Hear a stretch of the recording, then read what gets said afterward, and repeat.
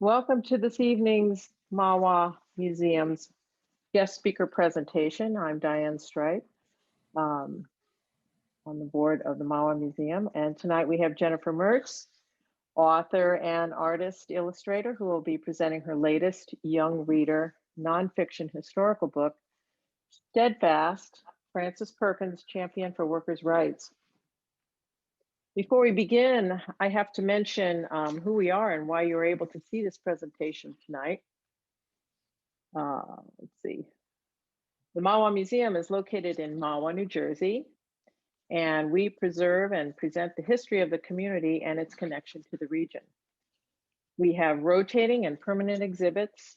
Currently on exhibit is Revealed, Women's Fight for the Right to Vote, A College Comes to MAWA, Ramapo College, 1965 to 75, Palisades Park in miniature, and the Leavold Photography Gallery, Catching the Daily. Our permanent exhibits include Les Paul in MAWA, the Donald Cooper Model Railroad, the Old Station Museum, and Caboose are also administered through the museum. Lectures, workshops, and events are also featured, and most are free, but registration is required.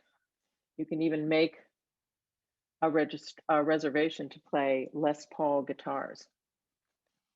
Our local history archive collects and preserves artifacts, photographs, records, and documents. We make them available to historians and researchers.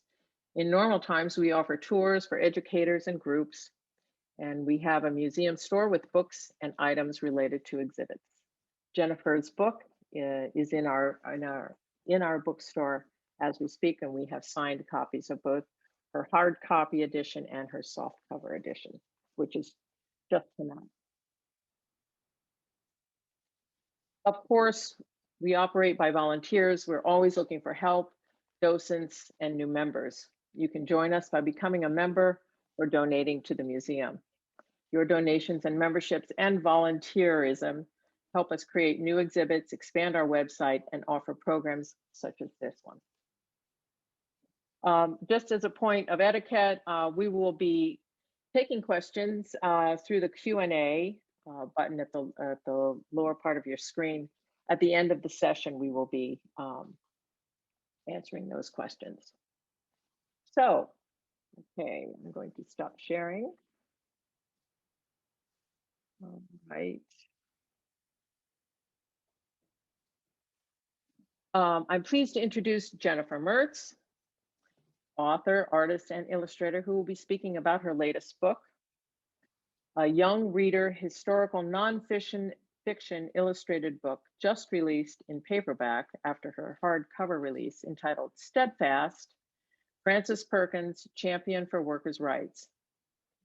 As we acknowledge Women's History Month this March, it is fortunate to have this presentation about a most significant woman in history, many of who are not familiar with Frances Perkins or all that she has done to gain fair and safe working conditions for the factory worker, both men and women, and the enactment of some of the first workplace health and safety laws in the nation, and significant work toward what we now call our Social Security system. Jennifer Merz has a unique process for developing her picture books and a unique illustrative collage method. It is beautiful and rich in historical imagery. So without further ado, I present Jennifer Merz. Thank you so much, Diane. I am delighted to be here this evening. Nothing makes me happier than talking about my books, art, and of course, Frances Perkins, where a lot of my interests and inspirations all come together. So I'm going to, without further ado, share my screen and launch the presentation. Okay. And as Diane mentioned, I am available to answer as many questions as you would like to pass my way. We'll put that in the Q&A, and we'll do that at the end. So let's get this rolling.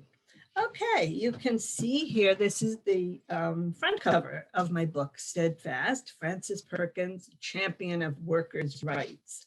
And my process, as Diane mentioned, is all about collage, except for the painted features that you'll see in most of the faces, so I can get some of the details in there.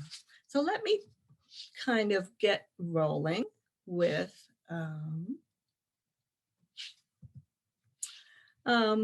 you know, one of the most wonderful things is to talk about Frances Perkins' story and how it blends with my history and how I discovered Frances. This is a page from my book and one of Frances's own quotes, and I'll read that one to you. "There is always a large horizon. There is much to be done. I am not going to be doing it. It is up to you." And it is so many of not only her achievements, but her point of view and her determination to get things done is just one of the most wonderful things that that I can think of, and one of the main reasons why I wanted to bring this book out to young children. So let me read you just a little piece that I found that was published in Writer's Almanac to give you a richer sense of some of Frances's accomplishments, and then we'll go into a little bit more of the artwork. Frances Perkins took her post as U.S. Secretary of Labor on March 4th in 1933. She was the first woman to serve on an American president's cabinet. She had become involved in politics after witnessing the infamous Triangle Shirtwaist Factory Fire in New York City in 1911. It was one of the deadliest industrial disasters in American history. Nearly 150 garment workers died. That really galvanized Frances, and we'll go into that. Perkins made workplace safety her first political cause and helped draft many fire regulations that are still followed today. Franklin Roosevelt, who at the time was serving as governor of New York, named her to his industrial commission, and he relied heavily on her advice throughout his career. Her policies did away with child labor in the United States. They also led the way to the 40-hour work week, the Federal Labor Standards Act, and Social Security, and they formed a large part of the New Deal. So that gives you a really good overview of some of the things that Frances did. Now, my background, I was a major in art, studio art and elementary education. And I continued with a master's degree in art education, and then later worked in textiles. So I had planned to be a teacher, and that didn't quite pan out, although I was certified. And I ended up in textiles, which just was a wonderful fit because I was involved in domestics, which is sheets and towels and pillowcases, and it was a very fun time, a fun industry, dealing with fabric, trimmings, laces. Here are some of my designs for beach towels and bedroom accessories. So this was kind of something that was really my interest in fabrics and those kinds of tactile materials was really coming to the fore at that point.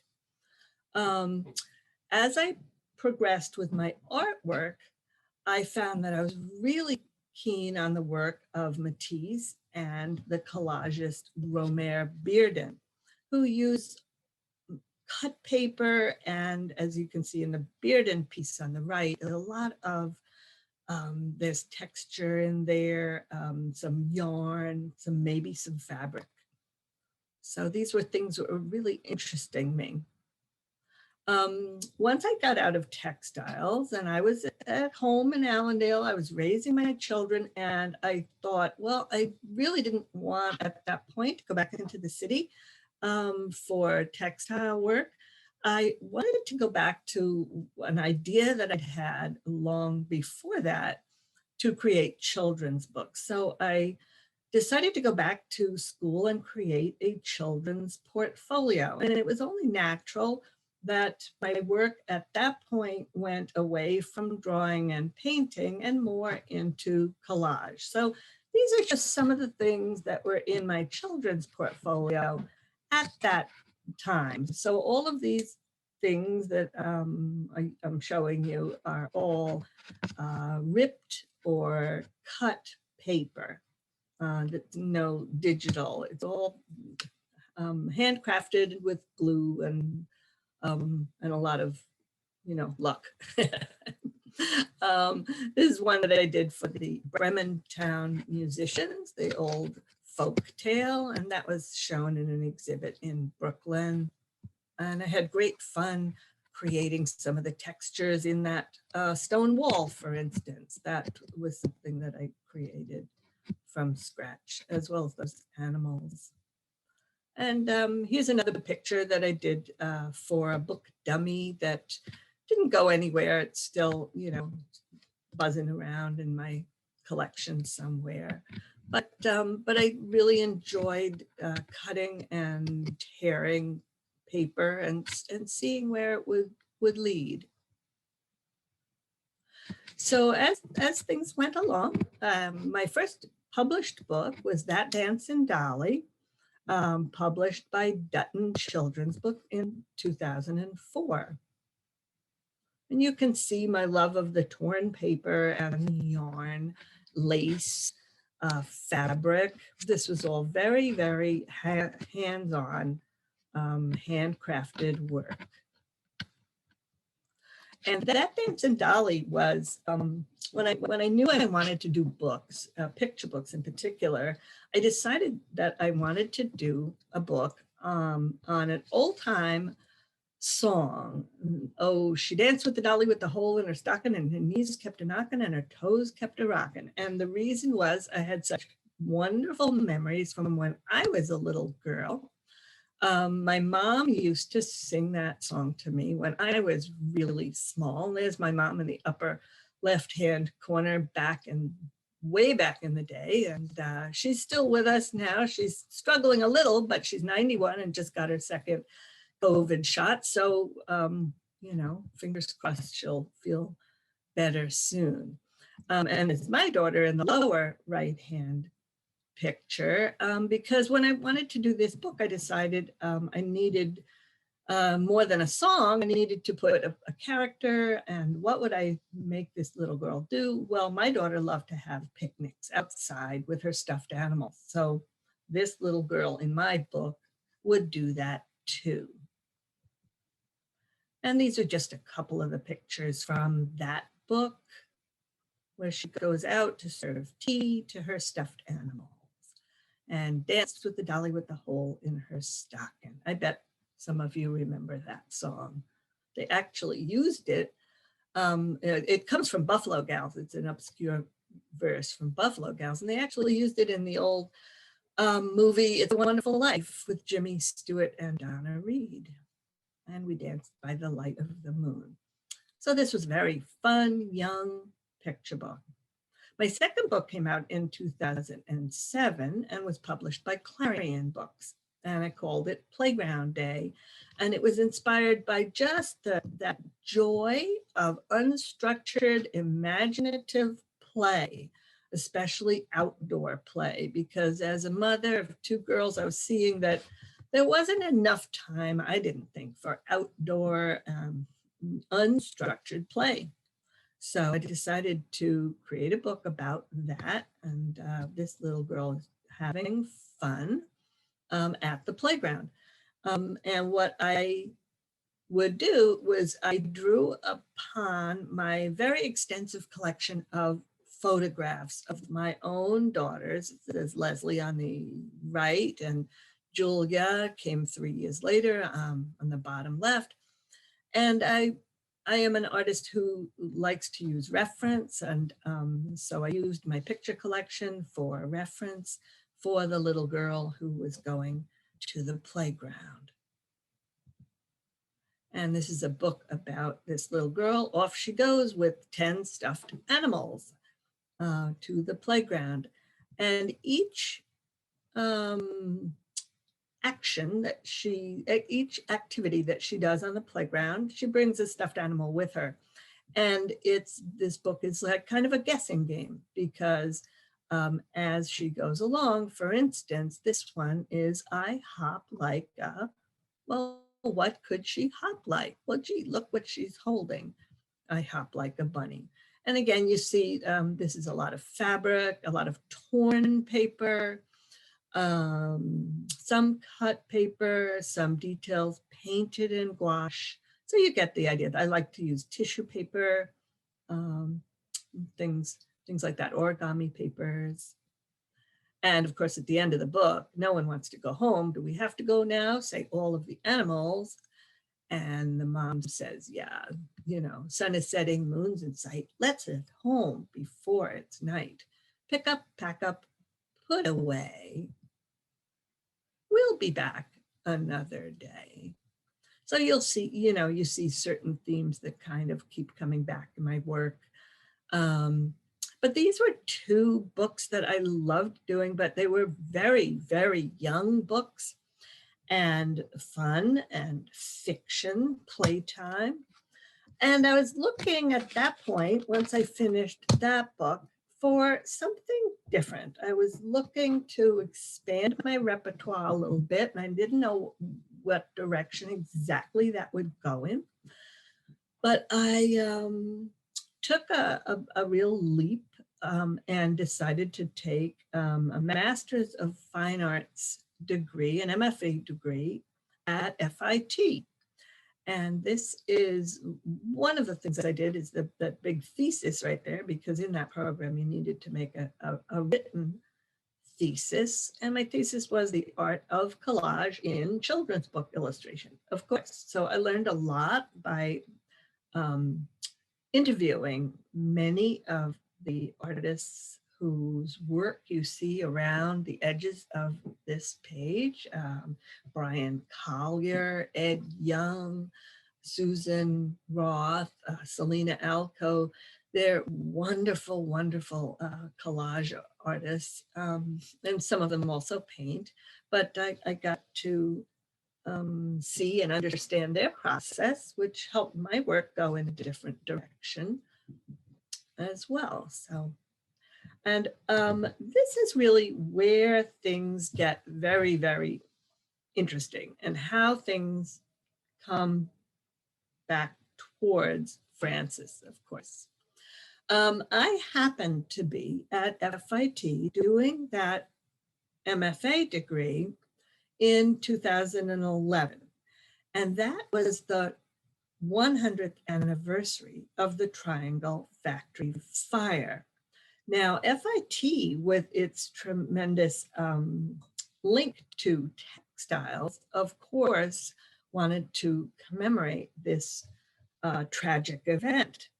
And even though I was in the illustration program, not fashion per se, the whole university got very involved in mounting an exhibit to commemorate this awful event where 146 people did perish in the fire. Now, I'd heard about the fire through school and whatnot and life, but I didn't realize the implications of the whole thing. So I started to get more and more involved in the research in this. So for this exhibit, what I did was I decided to create a shirtwaist, because the women in the factory were creating these shirtwaists, that was the garment of the day. That was what the women wore. That was kind of that Gibson girl time. And so this is my rough. I'm thinking about it. What do I want to do to commemorate these workers? Now, very often in doing my roughs, I would take, in all those picture books, pages and pictures, I would take brown paper bags and just rip the shapes that I would need. So I have a very quick reference, kind of silhouetted, if you will. So it helped me to see the composition very easily, very quickly. So this is what this is. This is the beginning of that piece that I was doing for that show, for FIT's, show for that 100th anniversary. And I was playing with ideas for the background. There's some women in shirtwaists. And I also knew I wanted to include in this piece a poem that I had found. It's a very moving poem called Mill Doors by Carl Sandburg. And so I have it printed out at the bottom here. And you can see I'm thinking about lace and all. So this is how, this is developing. The shirtwaist itself, I tore out of like a rice paper, and I found some wonderful laces that were coming from, my kind of old days in textiles. So I'm kind of bringing all this forward. And the poem itself, I have now printed out in a font to look like embroidery. And I've got it laid out and trying to figure out the spacing and all. And her belt, I've used the brown paper that is often like a signature look. And some of my papers are on the right, some fibrous papers and all kinds of things. And in the back, I've got, this is just a test. How do I want that background to look? And I'm playing with the idea of little shirtwaists or names. I didn't know yet. So as I went along, now this is the shirtwaist itself with the poem in it. And I've now glued in buttons to kind of make it look much more kind of realistic, if you will. Some shading by doing double layers with that rice paper. And then I painted a canvas board with, I think it was oils, maybe it was acrylics. Can't remember exactly. It might have been acrylics because I think oils would have taken too long to dry.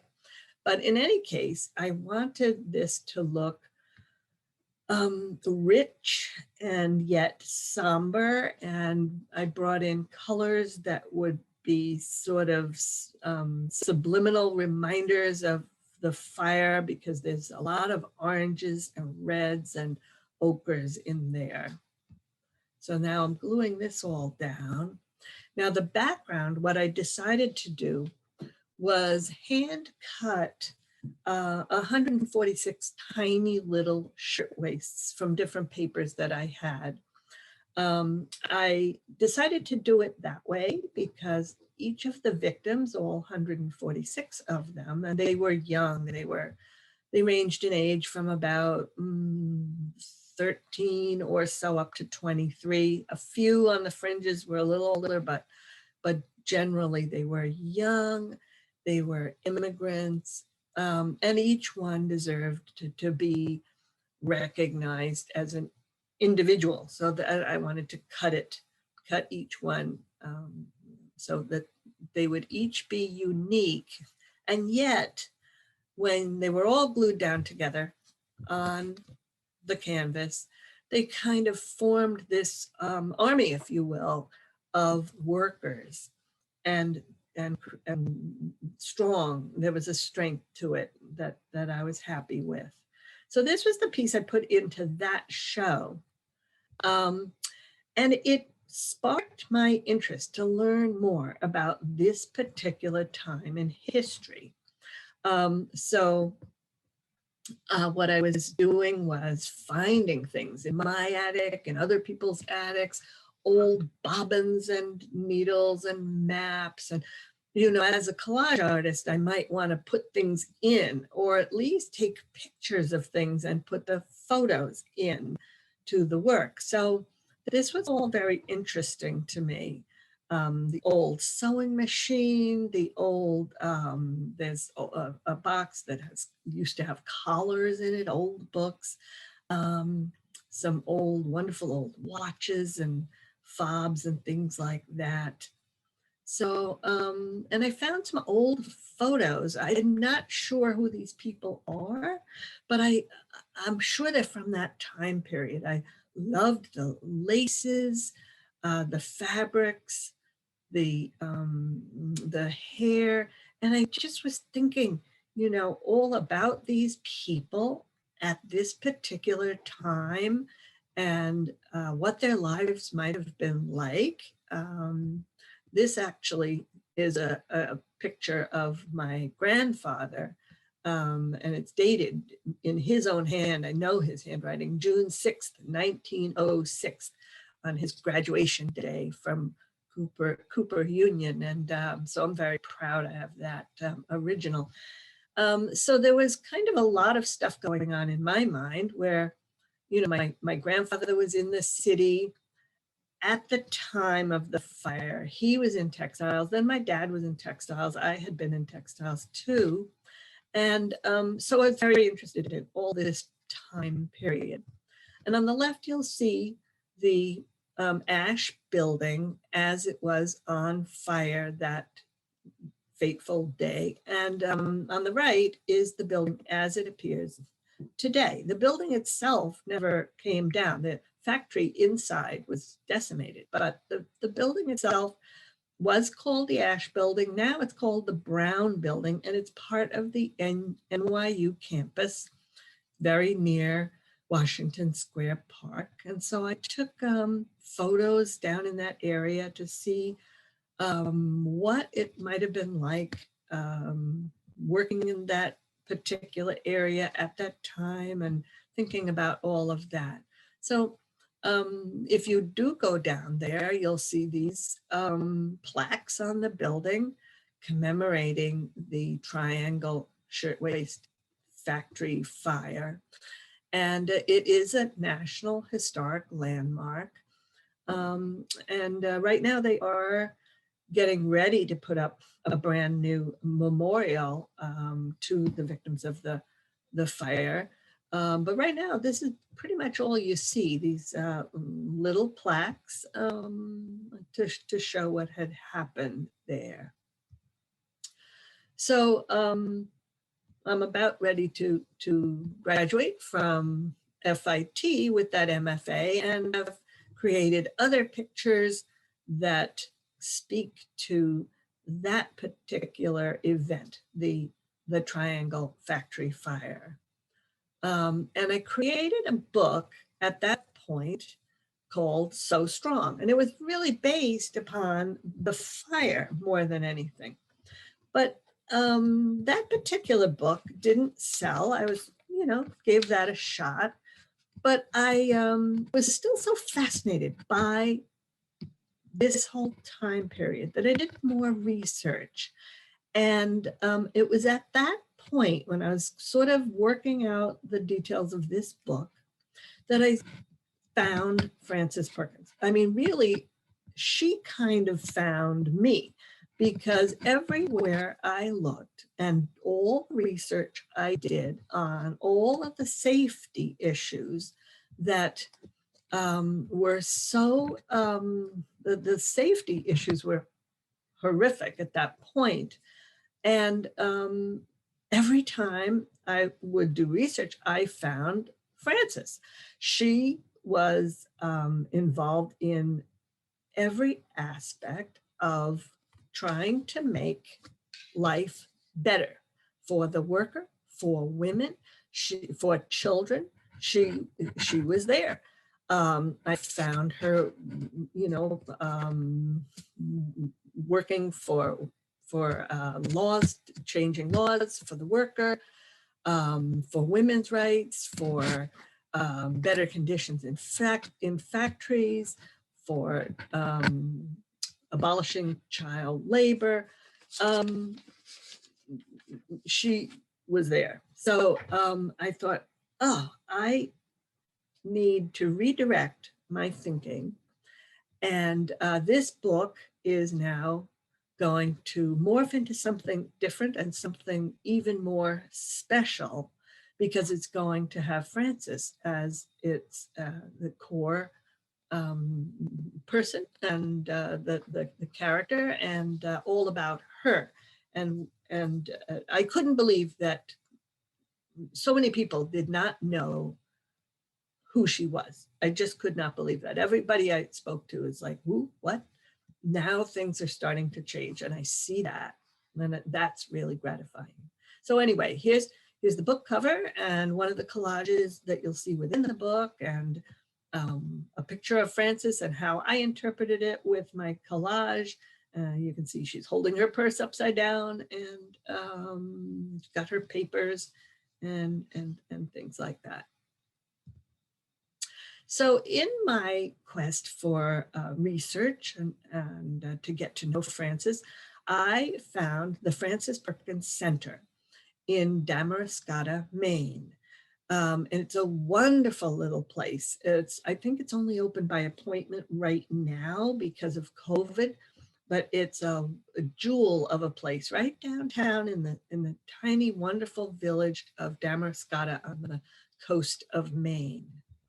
So I went to the Frances Perkins Center at the invitation of her grandson, her only living relative right now.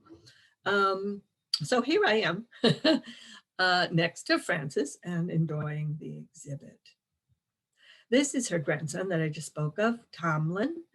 Frances was married and had one daughter, and her daughter had one son, Tomlin, and Tomlin has no children. So in terms of direct lineage, he's her last living relative.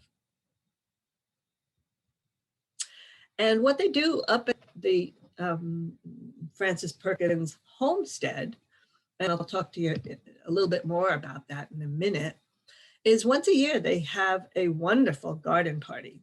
Now this year it was virtual, but in 2020 it was virtual, but in subsequent years they've had a wonderful party with speakers and cake.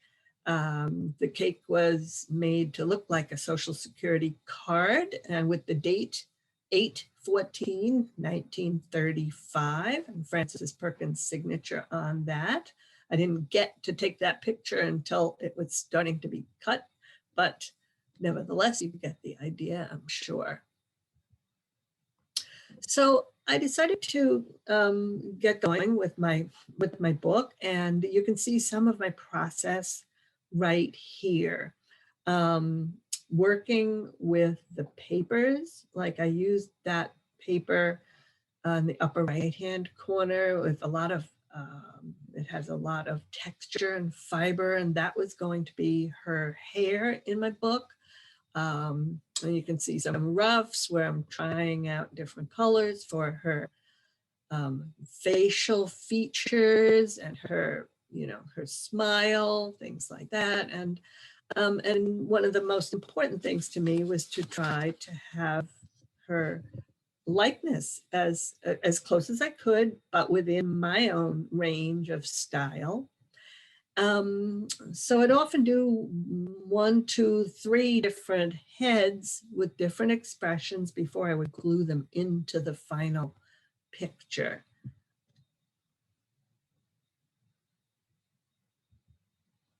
So here's another of kind of some process. You see that picture that I was telling you about earlier, where she's holding her purse upside down in front of the Capitol building.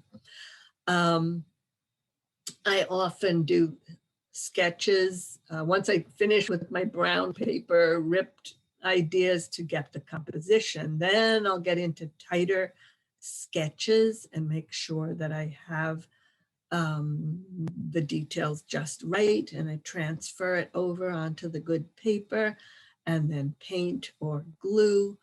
So it's quite an intricate process, especially if you're doing people and somebody who has lived and you want to respect the image and make sure that she looks as close to how she was as possible. So here's a little bit of process of how I worked on the figure that you see on the front cover of the book. Once I decided to put her hands on her hips because I wanted that assurance and determination, then I did multiple sketches. This was the one that sort of spoke to me the most. And then with tracings, I worked with paper and fabric and some printed papers. And so you get the idea. And then glued things down. This is I find it's very fun kind of stage, kind of almost paper dolls, making your figures. So what I'd like to do at this point is go through the book, and I can tell you specific things about Frances as we go along. So the cover of the book, as we had seen, you saw how I developed the figure, and the Capitol building. Those little ridges, you might be interested to know, started out as one of those sleeves on a Starbucks cup. And those are the kinds of things that I enjoy doing, is getting things just from life and say, oh, okay, maybe I can use this somewhere. This is my title page, Steadfast, Frances Perkins, Champion of Workers' Rights. My name, Genuine Books, Allendale, New Jersey. And you can see that this is where I've used the shirtwaist piece that came as my direct inspiration. And this I thought was a really good spot to use this piece as you enter the book. It's kind of, the credits of the movie. So this is the first double page spread. You'll see the spreads on the bottom and any extra materials that I want to share up at the top. And in this case, you see Frances and her younger sister up at the top, where I've created them with the fabric and paper and lace, and the hair made of like more of a fibrous paper. And they went into the picture frame on the right-hand side. Now, Frances, I don't know if it's widely known that she was born Fanny Carly Perkins in 1880. So she was not born Frances Perkins. More on that in a minute. It was a stern family, but a loving family. And her father used to tell her to think about what you want to say before you say it. So he was fairly strict. And her mother would not encourage Frances to wear anything too showy, or back then hats had a lot of feathers and fanciness if you could afford it. But she gave Fanny her first hat and said, there you go, dear, just like you, plain and dependable. So Frances really internalized that message right from an early age, that she was to be practical and get things done and not worry too much about beauty, although she was a nice looking woman, I think, but that's beside the point. So here's a picture of young Frances in the upper left-hand corner. and the homestead. Now the homestead on the upper right is where Frances lived with her family for many, many years.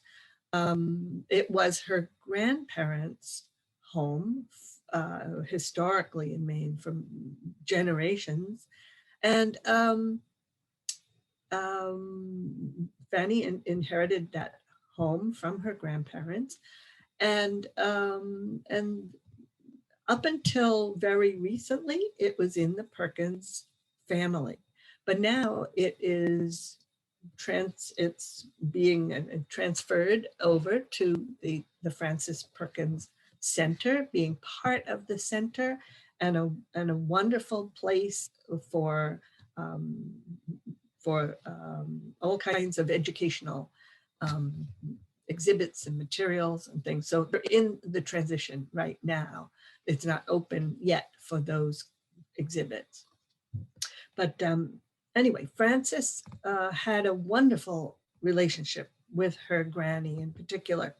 And Granny was filled with advice and would tell Frances, then Fanny, Fanny, when a door opens, you must always walk through. So she gave Fanny this encouragement to push through doors.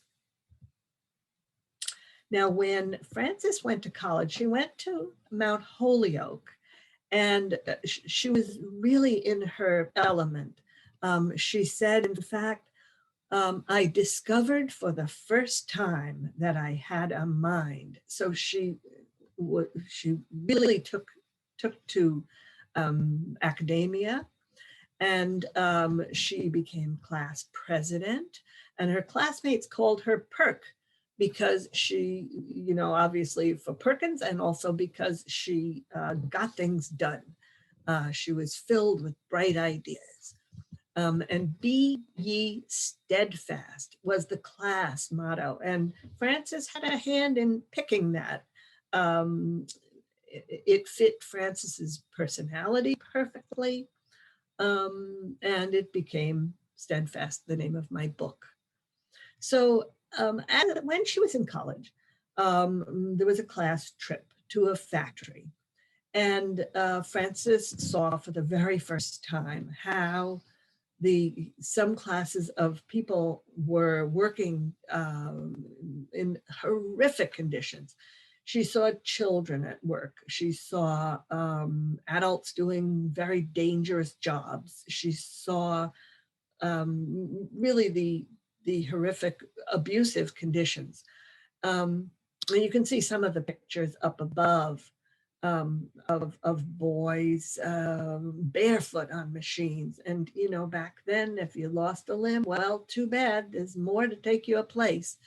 And it was just awful. Now, Frances, coming from her like middle class or upper middle class kind of a background, at least middle class, I would say, had been unaware of this. So when she saw this, it really, took her aback, and she felt personally responsible. She said, I had to do something about the unnecessary poverty. It was sort of up to me. She had this personality where she felt compelled to help. So before long, she was out of college, and she made her way to New York City. She was doing a master's degree at Columbia University. And also, I don't know if it was simultaneously or right afterwards, she was inspecting factories for their safety. And of course, New York at the time, America was just bursting with immigrants. Throngs were arriving every day through Ellis Island. And most people, as the old adage went, that the streets were paved with gold, but the immigrants found that was really not the case for most. And so the immigrants came with very hopeful hearts, but empty pockets. And I'll just mention for this particular collage, what I did, the photograph is something that's in the public domain. It's one of Jacob Ries's photos. He had photography in his book, How the Other Half Lives. And he shone a light on the status of the immigrant back then. And I did all those sort of greens of the Statue of Liberty. Some of those I couldn't find papers in any art shop. So I created those using my watercolor paints in order to get just the right shades that I needed. So on the left, you see, this is how the immigrants kind of lived. They really suffered. They labored long hours, 12-hour days, 6 days a week, backbreaking work, filthy factories, horrific conditions. And then they'd go home to cold, cramped tenements. You might have 25 people in just a couple of rooms. There was no running water, no plumbing. The conditions were horrific. And Frances's heart ached because she was at this point, a social worker. She was trying to, get things done. But she saw that no matter how hard these immigrants worked, they couldn't get ahead. So as families do, Frances is wondering, what can she do? And her mother says, well, why don't you get married? And her father says, well, why don't you teach school? Which she had tried, actually. But maybe you should push through a new door, said Granny. Frances gave Granny a hug. That sounded just right. And at that point, Frances really began to press for new ways of thinking. She marched for women's rights.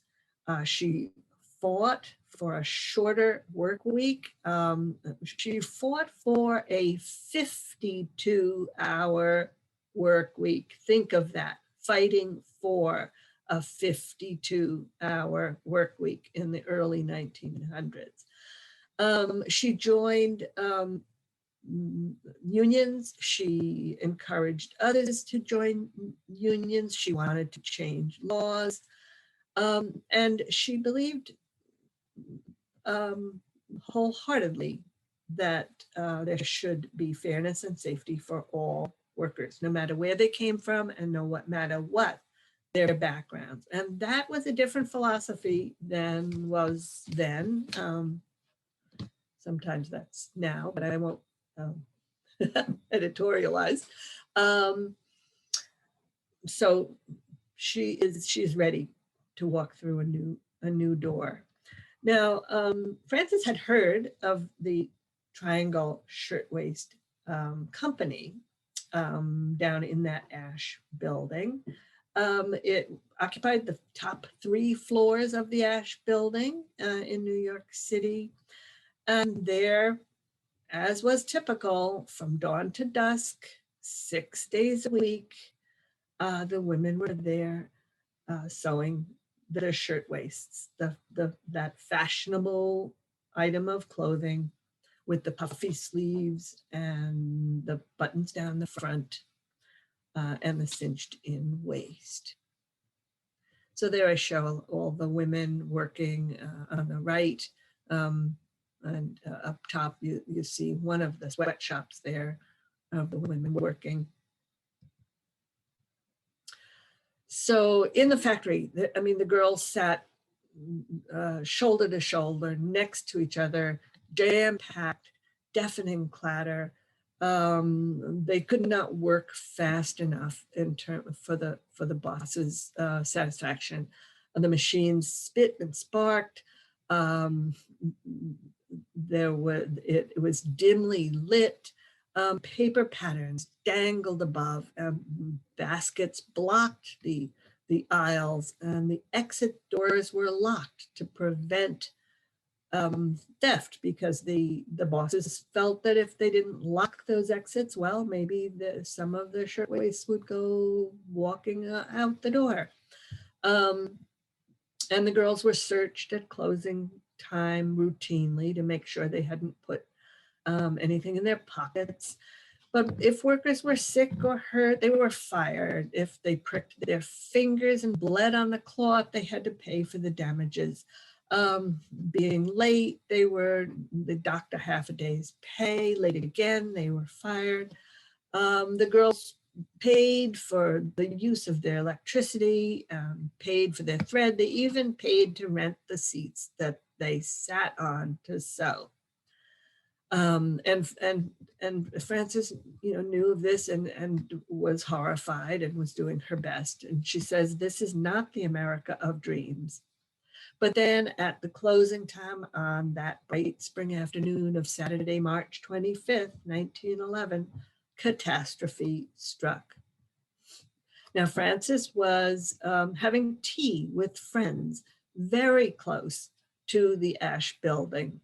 And of course, when the horse-drawn fire trucks went rumbling outside the window down the street, she and her friends jumped up and went rushing out. And they could see that the Ash building was on fire. The flames swiftly spread, and there was chaos. The bells clanged, the sirens howled, the whistles shrieked, and the workers screamed. Frances rushed to the gathering crowd, and she looked up and saw a horrible sight. So this is my rendition of the Ash building on fire, the Triangle Factory Fire. It was on the top 3 floors. And the firemen racing around to try to get the workers out. But it really was difficult. Many made it out, but it was a horrific workplace disaster, topped only by 9/11. So from the street, Frances could make out the girls teetering on the window ledges. "Don't jump," yelled the crowd. But some needed to jump, of course, and the firemen's nets could not save them. And it was a horrifying spectacle, said Frances. When the fire was out, New York City really grieved, because there had been other fires that would pop up. There was one in New Jersey just a little prior to this, where only a few people died, and there was sort of a sense of, why didn't we work harder for safety for these poor young immigrant girls? And so there was a tremendous outpouring of grief, and the city said, if only the doors weren't locked, if only the fire escape were stronger, because there was only one fire escape, and it came crashing down. If only the ladders were longer. The ladders only made it to the 6th floor, so that it was no help. But Frances didn't say if only. And this is the point at which she goes from being a social worker wanting to help to being galvanized that she is going to devote her life to worker safety. So deep inside, she felt the fury of a different kind of flame. Life had a purpose for Frances, and she was ready to embrace it. She dried her tears, grit her teeth, and said, next time factory doors will not be locked. Next time fire escapes will be strong. Next time workers will get out safely our dear sisters, did not die, in vain. And one of Francis's own quotes was, "I felt I must sear it not only on my mind, but on my heart, as a never to be forgotten reminder of why I had to spend my life fighting conditions that could permit such a tragedy." So she felt that the time was now, that things must change. She attended a meeting. There was just less than a week after the fire, the Women's Trade Union League held a public meeting, and it was overflowing with angry, grief-stricken people, mostly women, and the idea of change was in the air. Their anger was turning to resolve, and it was demanded in a way. We need a strong working class movement. We will accept nothing less. And in the book, Frances listened to the speeches spellbound. Her heart raced. She was ready to march through a new door, listening, remembering Granny's advice. And you have to remember that up until then, government did not feel it had any business to be involved in business. It was all up to the business owners to create the work environment as they wanted to. So here's a picture of Frances up at the top here as she is inspecting buildings. After the fire, Frances jumped right in, becoming a fire prevention expert. She gave speeches throughout the city. She would actually go on street corners and stand on soapboxes because she wanted the memory of this horrific memory to remain alive. She knew it had to remain alive if they were going to pass legislation and make the changes that were needed so that this would never happen again. So New York State created a factory investigating commission, and they chose Frances to be their chief investigator. So she would go into buildings, as that picture above there, and she made sure that the business owners cooperated with the new rules. She would work with the dishonest politicians if she had to, anything to avoid another tragedy. And just 3 years after the fire, 33 new labor laws existed. So Frances was pretty happy about that she had gotten that much done with others that were working alongside of her. So as she's becoming more visible and more involved in creating and pushing through these laws, she is the only woman in these government rooms. And on the right, my collage picture there is of Frances as she's working with all these men, and she knew she had to get them to listen to her. And that was tricky because she was the only woman. And many of them said, "We're not going to work with a woman, we will quit." So Frances actually made up a notebook for herself, Notes on the Male Mind, she called it. And then she kept this little secret notebook.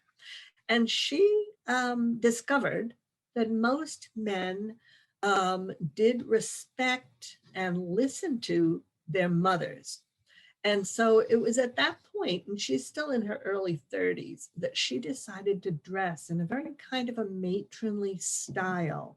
No makeup, a black coat or jacket, pearls, a little prim and proper hat. Not that she'd ever worn the big hats, but and in making herself kind of plain or matronly and sort of sitting back and just listening to them and saying what she needed to say when she needed to say it, and not chit chat all the time, that type of thing. Because she said that's the other thing that she realized she needed to do what her father had taught her, just speak when she really had something to say. So it worked. They listened to her, and it was a big victory for Frances. So before long, President Franklin Delano Roosevelt needed someone he could count on for workers' rights, to work for the worker. Now, Francis and FDR had worked together when he was the governor of New York State. So he asked Frances to be the Secretary of Labor in his cabinet, the first woman ever to be drafted to work in the cabinet. But Frances said no. That was typically Frances, unless FDR agreed to work on the big plan that she had written out on a crinkly paper that was in her pocket. And she took out the crinkly paper and read the ideas on the paper. We'll get to that in a moment. And but it would protect workers in a way that had never happened in government before. So so she asked him, can I do this if I take the job? And he says, yes, you could do it, because he knew how determined she could be. And one of her own quotes was, "The door might not be opened to a woman again for a long, long time." And actually, it really wasn't open for a long, long time. I think off the top of my head, it was under the Eisenhower's administration. I'd have to look that up, but it was a while before another woman was asked to be a part of the cabinet. So this is a little bit of process. You can see how I've used the photographs, the pictures on the right and on the bottom of FDR.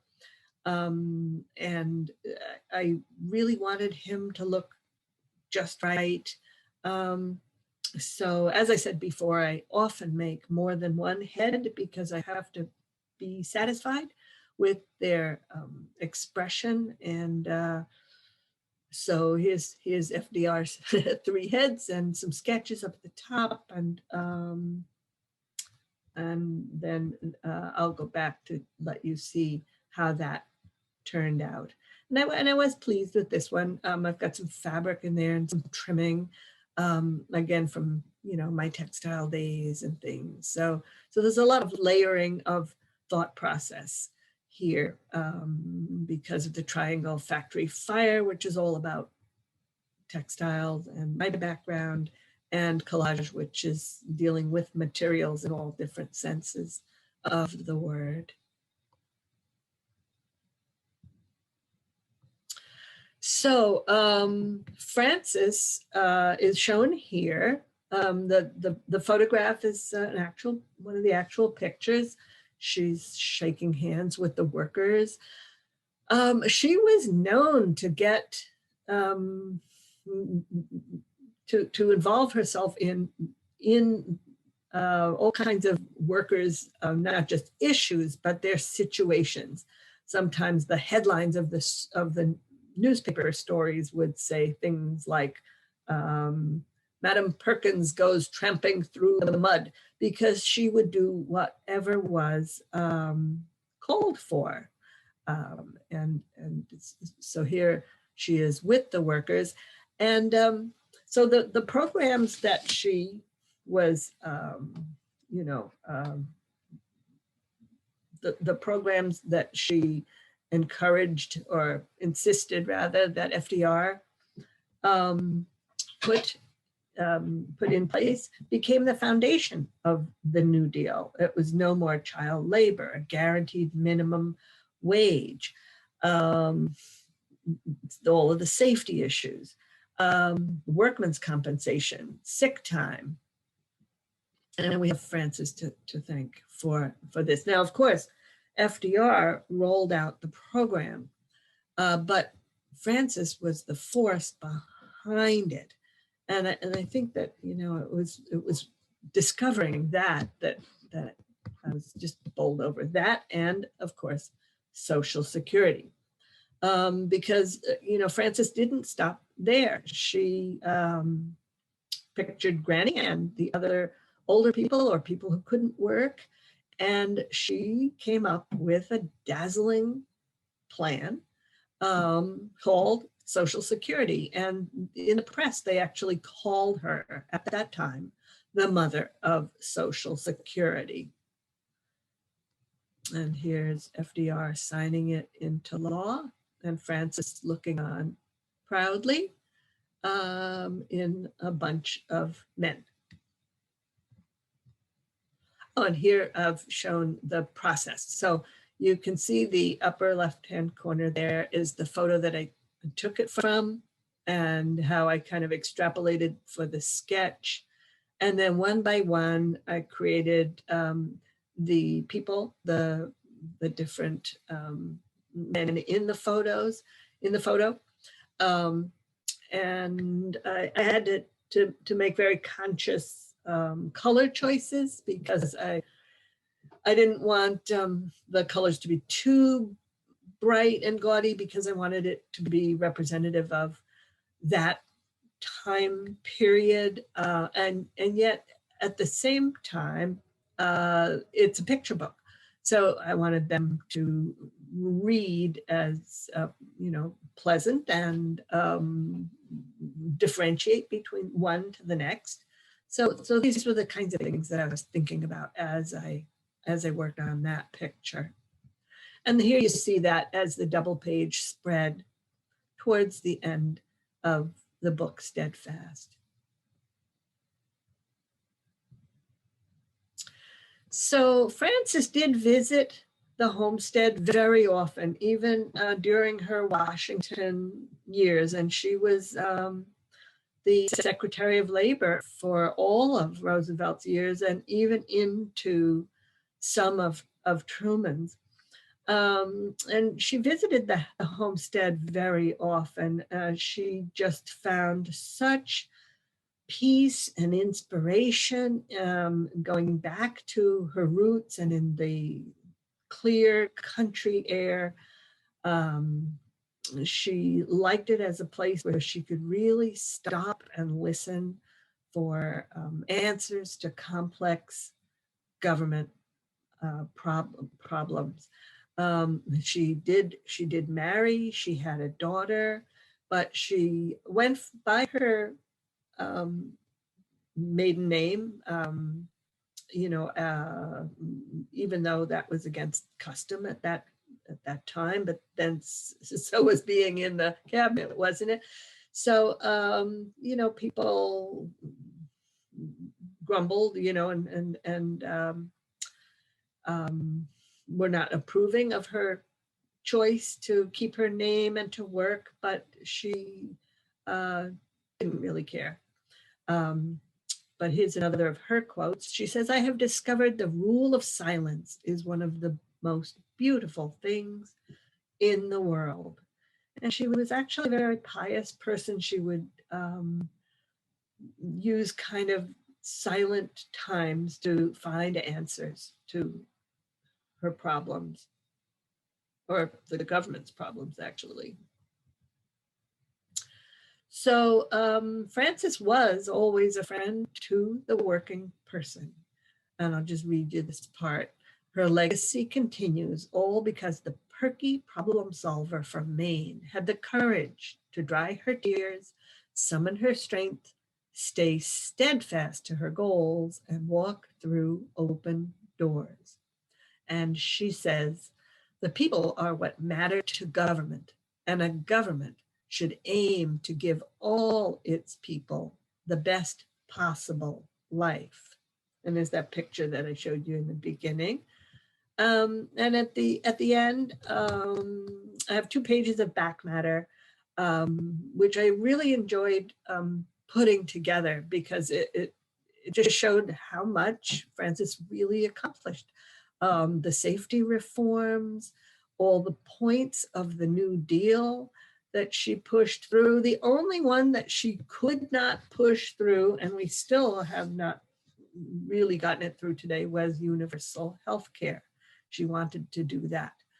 But then there's a timeline of her long and productive life and some notes and my own bibliography there of my sources.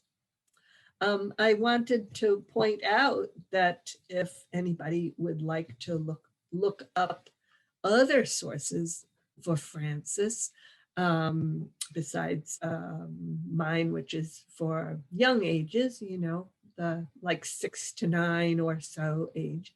Mick Cowett, I think that's how you say his name, is a PBS filmmaker, and he created the wonderful movie, documentary, I should say, Summoned, Frances Perkins and the General Welfare. So it's a wonderful piece. And I was able to go, I was invited to one of the premieres of Summoned in Damariscotta, Maine, right next door to the little storefront Frances Perkins Center. That was obviously pre-COVID, and where we could sit in the theater and meet some wonderful people who all really are inspired by Frances's accomplishments. And then this is a wonderful book for adults, The Woman Behind the New Deal, written by Kirsten Downey, who is a Washington Post writer and journalist. And so that was a wonderful source for me, and I got to learn more, certainly a lot more than I can put into a picture book. And as I mentioned earlier, there's the homestead, which is actually in Newcastle, just sort of over the river. It's only a 10-minute drive from the town center, Frances Perkins Center, I mean. And last year they had a virtual garden party, and I was delighted to be asked to speak at that virtually. And I'm hoping that this year they will be able to have the garden party in person again, and we might all have some cake. So keep the Frances Perkins Center.org on your radar if you're interested in maybe vacationing up on the coast of Maine this year, if they have it. Okay, so I'm delighted to have been able to present my book to you today, and so much about Frances, who has inspired me. For more information, please go to my website, jennifermerz.com, or you can, as Diane mentioned, you can get book signed copies right at the Mawa Museum. It's now available in both the hard and the soft cover. I brought the soft cover out for this month for Women's History Month. The hardcover just came out in September. So that's it. And thank you so much. And now I would love to take any questions that you might have. I'm sure that there are a lot of questions. So let me stop sharing. Let's see, we'll take that out. Okay. We do have a couple of questions. Great. Let me just see here. So I think you answered it, but we had a question about the age and the grade level. For what grade level is this book recommended for? So you kind of mentioned Well, 6 to 9. I'm suggesting 6 to 9. And I realize that there are some very mature themes in it with this fire. And I'm a mom and now a new grandma as well as a teacher. So if someone knows they have a child who's particularly sensitive, I'd say maybe a little older even than the 6. But generally, I know in school, they do handle the Triangle Fire in about 2nd grade. So I'd say about 2nd grade to about 4th or 5th grade. I know once they get to be about 9 or 10, usually they want the readers as opposed to picture books. But I've had a lot of teachers say that there's so much great information that they can use it in their classrooms as a teaching tool. So that's something wonderful too. I do see that. I do see that. Another comment, beautiful work and so interesting to gain insight into your creative process. I saw Genuine Press. Did you self-publish the book? And if so, how was that process? Yes, I did. Thank you for that question. Yes, after publishing the first 2 books traditionally, and working to get this one out traditionally, but finding that it's a very competitive field out there right now. And I felt that the time was right for right now to get this out. Between